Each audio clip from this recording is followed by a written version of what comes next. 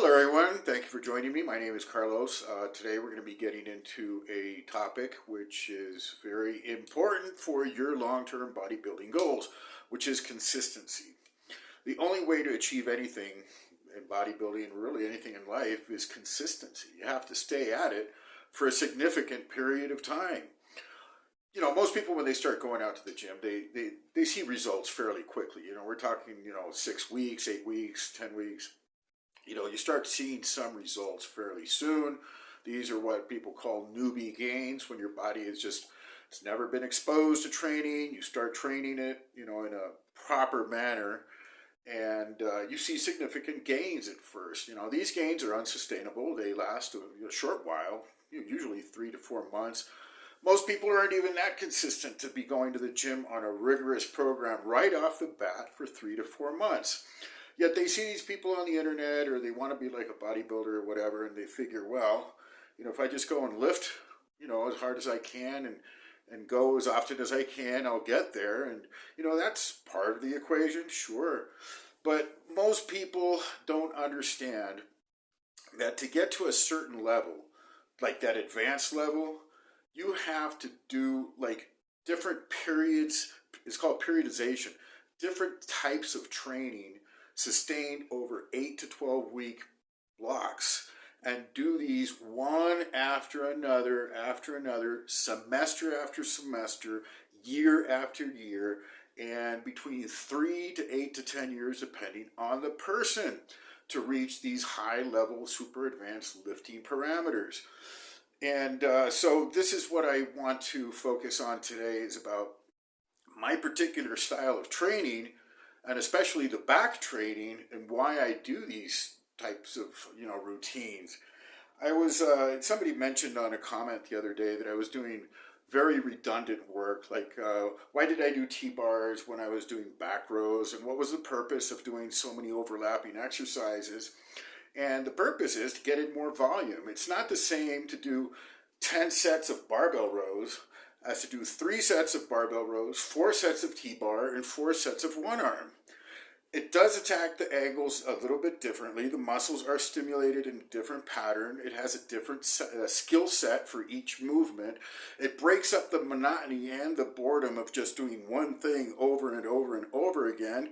It brings variety into the mix, and it's just more tools in the toolbox. So the primary promoter of muscle size and strength is absolute intensity, your 1 rep max. The higher your lifting ceiling, the stronger that you are, the more potential you have to gain more muscle. It's not the same a person who can bench press 400 pounds as a person who can rep only 200 pounds.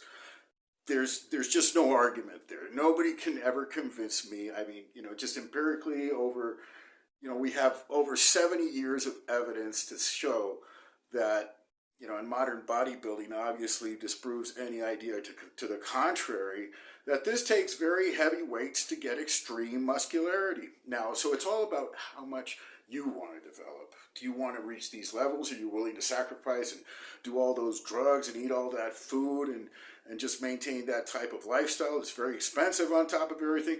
Or you just want to have a beach body, you want to feel fit, you just want to feel good about yourself. So there's different levels. But, at whatever level you are, the most important thing is to speak the truth to yourself. What is it that you want? Be absolutely truthful and say, these are my limitations. I just can't do that. But don't make excuses and say, well, since I can't do that, I'm going to make believe that that's not really the way to go, and make up a fairy tale saying, well, if I do this way, this is going to be better. No, don't lie to yourselves. Don't lie to yourselves. Understand that these things have limits. People have limitations. Not everybody can do, maximum intensity or maximum volume, or not everybody wants to. So, to speak the truth into your own heart and into your own mind, to determine what the hell is it that you really want to do and how far you want to take it. Now, once you get that out of the way, then you have a program to work with. Now you can find something that works for you. You want to take a middle of the road. You don't want to go to these extremes, but you do want to build some semi-serious muscle. That's still going to imply a lot of work. Now, how much work? Probably a lot more than you think. You're going to have to sacrifice a little bit more than you think. Nothing is easy. There is nothing worthwhile in this world that is easy. Not really. And anything that you have to strive for, especially these things like physique and body and muscle, they take a lot of work. These are by definition some of the hardest endeavors, the hardest labors a human being can conceive of physically. This is what it's about. It's about hard work. How hard can you work? The harder you work and the more effort you put into these things, the greater is your reward, all things, given that you're doing things properly. Can't overwork yourself and underfeed yourself and expect proper outcomes. So let's get into my routine. I don't know, I just get more enthused about this shit every day. And my last back workout, it's like 7 different exercises. I hit it super hard. Yesterday was no different. I'm filming this 24 hours later. So yesterday was no different. But I just mix up the sequence a little bit differently. I started with a barbell row yesterday. I went straight for the meat and potatoes. And I said, shit, I got some strength today. I'm feeling good. I had a little bit more extra carbohydrates in my diet the day before. So I was going to take advantage of the energy and started off with a barbell row. Started off very light with 115 pounds. Built it up to 185 pounds, and that just felt light. It just felt doable. So I went straight to the top set, which for me right now is 105 kilos, 235 pounds. I have played around with very heavy weights, but right now I'm in a deficit. I'm at a lower body weight, so I do what I can. So 105 kilos, 235 pounds, and did a couple of sets with 7 reps. Now, I felt really good. I took my shirt off there for the video, and I'm feeling comfortable in my own skin. Like, when I was overweight and I was still had visible love handles and all that, you get self-conscious about your shirt and stuff, about being, exposed on the camera, but I'm starting to feel more self-confident. That's the other thing, this really builds your self-confidence. Not like I want to expose myself and I want to show off and everything, but maybe I do. That's what it's about. So, just feeling comfortable with yourself, feeling confident.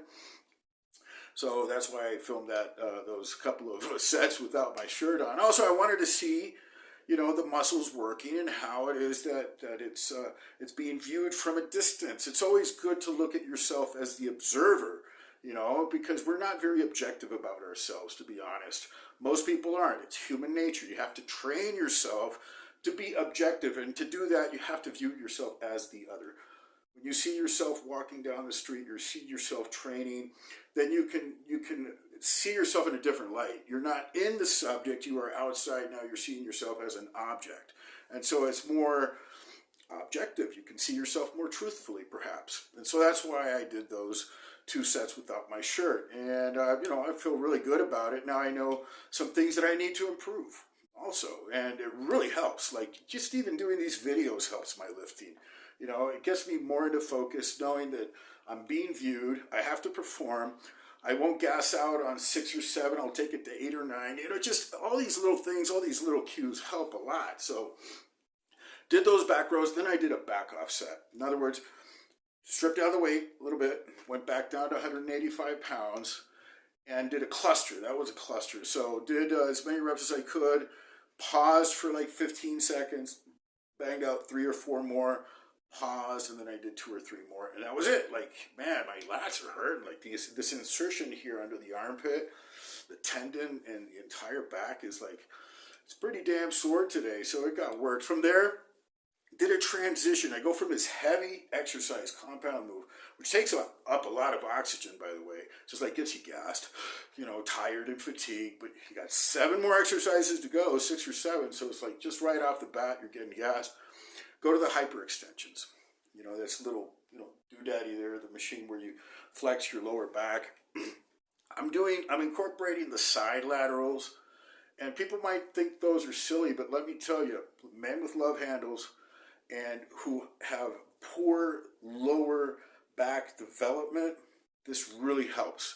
For some reason, those side lateral hyperextensions, I feel it in the lower lat. Like, I feel the DOMs today right there, that indentation, that curve above the glute and underneath the lat. You want that to be shapely. You want that V taper and the bubble butt and the small waist, the flared legs, the cartoonish thing. For that to happen, first of all, calorie deficit, so all that fat can go away. There's no exercise in the world that will mold and sculpt your body. The only thing that really does, well, I mean, it's part of it, but the only thing that really molds and sculpts the body is the calorie deficit. It's by melting away the body fat, and then the muscle remains, right? Okay. So after doing those hyperextensions, went and did the one-arm dumbbell rows. This is probably the most effective exercise. For me, it's easy to do. I can pull a lot of weight, and last week I did like 10 reps for 4 sets. Today it was 12 and 13. But just really focusing on maintaining the hang and the tension. I don't let it go all the way forward, like, whoa, all the way forward. No. I maintain the weight on the muscle or on the contraction. Like I'm mentalizing contracting the whole time with the weight. One side, then the other, one side, and then the other. And those are particularly a high oxygen consuming exercise. So that's another heavyweight exercise. But, by that time I had some adrenaline going, so I went straight to the T-bar. Now, the gym that I trained at yesterday, it has no platform where you can anchor the T-bar, so it's loose. You got to put like a dumbbell or get somebody to step on it. I mean, it's very flimsy. So my first set's like the bar would go forward and then back. It's like, whoa, it's like riding a crazy horse or something. It's not stable. And that really sucks because I think the T-bar is probably the most effective exercise for building straight up the back, like just from the traps all the way down to get that gnarly 3D thickness into the back. That's the T-bar, right? You don't need extreme range of motion. People love to go on about this ego thing, this ego lifting. Without ego, if you don't have an ego, you'll never succeed in life. This egoless bullshit is like these mantras, what do they call them? Bromides, they used to call them in the past. You start spitting out this stuff, don't do this ego lift, and all it's about is ego lifting, and it's like permeates the atmosphere. Now, nobody is willing to do anything extreme because they don't want to show their ego. No, they don't have egos. No, nobody has egos. So they stay with these lighter weights because you got to do proper form. And they never, ever, ever, ever progress into the heavier, super heavy compound lifts. Because that might be a little bit of ego. Well, I don't know one rich person, one powerful person, one successful person, or one really hardcore bodybuilder who has a lot of muscle who doesn't have a healthy ego. What famous actor doesn't have a healthy ego? You go to Hollywood and try to be an actor. No, I don't have an ego. Fuck you. I mean, really, come on. You got to have a personality. Wake up, people. This egoless bullshit, man, it really gets to me in any case. Because without that, you're never going to be challenged. And you're never going to have enough self-esteem and enough self-worth to stand up for yourself. Okay? So what if, you bomb with a 1-rep max and it's a grinder? Oh, it's an ego lift. Oh, so fucking what? This is what pushes you to the next level. You got to have a little bit of ego in there, okay? So I got to get that out of the way. That was fun. After the T-bars, went and transitioned to some easier lifts. Easier lifts mean the machines, like the seated rows, one arm at a time, with a very moderate weight. No, not because we don't have egos, but because we want to produce a certain amount of force for that particular exercise. So my ego determines, shit, I'm going to get better, because it's the ego thing, right? We want to get better by doing a moderate amount of weight, not to satisfy some internet, nerd out there who's calling you an egomaniac, but doing it just right and doing it as a transition. Not every exercise has to be that difficult. So did a few sets of the one-arm machine row, sitting and just pulling like that. Then I did an exercise which I almost always do at the very start as a warm-up, which is the cable pulley pullover, this thing here, okay? Now I usually do this at first to warm up the lat, but today I had already done a whole bunch of compounds and the different isolation moves and all this stuff. I was still going to use it, and using it almost as a finisher, I think that's what really has my insertion, in pain today. It's not like a bad pain. It's like really worked. I feel totally pumped. It was doing this exercise at the end. It was totally fantastic. Man, now that I think about it, it's like the exercise selection also depends on how you feel. Like, it's good to mix things up. As long as your total volume, your weight ranges and everything are pretty much the same, there's a lot of variables you can mix up and change in the recipe. So, and to finish off today, I saw a video the other day, a guy doing one-arm traps on the Smith, and I said, shit, I want to try that out. It looks like fun. I mean, there's no limit to how much weight you could put on there, and I'm pretty damn strong on the traps. So let's give that a try. Now, I'm very cautious, because I know when I don't train my traps too often and I go nuts on them, I will develop severe migraine headaches from a cervical impingement. So I have to be very careful with that. So I didn't put on too much weight. I think I only did like a plate on each side. So it was like 135 on the Smith and doing this thing here. Of course, you hear, the first thing I said, that exercise is the bomb. And then in the comments section, why don't you do it with both arms? I mean, this, and then you got to, and it'll be bad for you and all this shit. Man, people, there are so many different ways to train. The other thing that really irks me when I see on the internet, the best way to build muscle at this point in time is like, God, oh, Jesus Christ almighty. The best way to build muscle, if you look at the Mr. Olympia lineup, top 15, I don't think anybody trains the same way. Some people train like the Jordan Peters, Dante Trudell dog shit training, which is super low volume, super high heavy weights, like 200-pound dumbbells for one set. And, other guys, they don't train like that. They train straight sets, 5, 6, 10 sets, much lower weight, do higher reps. And yet they're all in that Olympia lineup. So you think, which is the best way to train? What's the best way to train for you? Can you do 200-pound dumbbells? Perhaps you can. But if you can't, maybe you got to modify your volume to compensate for that extreme intensity that you can't do. You got to use your minds. So there's so many ways to attack this thing, this bodybuilding thing. There's so many ways to go about it. When you hear somebody on the internet, when you see this clickbait thing, the best way to build muscle, you know right off the bat they're misrepresenting everything. They're liars, because there is no best way. Now, there's some pretty bad ways. There's awful ways. There are pretty stupid ways of going about things, for sure. But if you've been lifting for a while, you can pretty much weed out the bullshit and know that it's just about training hard. So getting back to the high volume back training. How many exercises was that? Back rows, one-arm dumbbell rows, hyperextensions, T-bars, one-arm machines, the cable. Now we're doing the one-arm traps. Geez, now we're up to 8 exercises. And we finished off with the neck exercise. My lifting belt, I loop in a little weight on there and just, roll the neck around. Because I feel it's, not thick enough. So as I build up my back and my traps, I want to build up my neck, get a nice, thicker neck, because it's not thick yet. That I'm a bit self-conscious about my neck. I'm going to build it up. So did a very high volume with some redundant exercises. Now, would I put a beginner on a program like this? No. Would I put myself on this program? Absolutely yes, because I've been training for years, and I've done all this other stuff.